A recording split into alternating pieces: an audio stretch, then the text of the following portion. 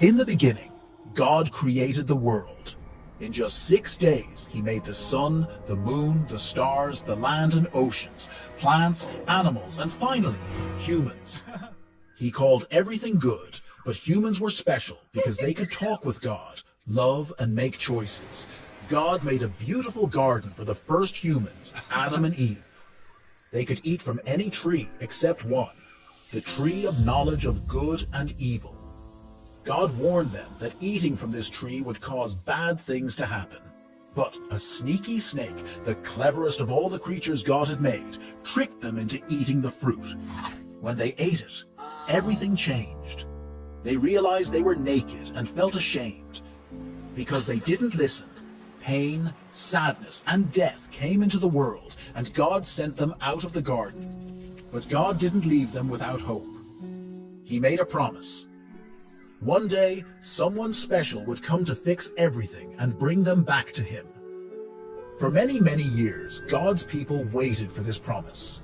This promise was passed down through generations by heroes of faith, like Noah, who built a huge boat to save his family and animals from the great flood. Abraham, who left his home because he trusted God's promise. Moses, who led God's people out of being slaves in Egypt. And David, a young boy who defeated a giant and became a king. All these stories had something in common. They showed that God always keeps his promises and that he was planning something amazing. All the prophets who could speak God's messages told about a coming Messiah, a king who would save everyone and his kingdom would last forever. Many years later, a baby was born in a humble place, a stable where animals slept.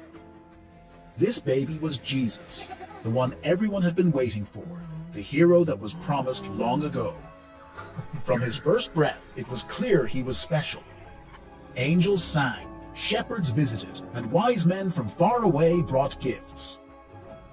Jesus grew up to be a man who did amazing things. He healed sick people just by touching them or speaking a word.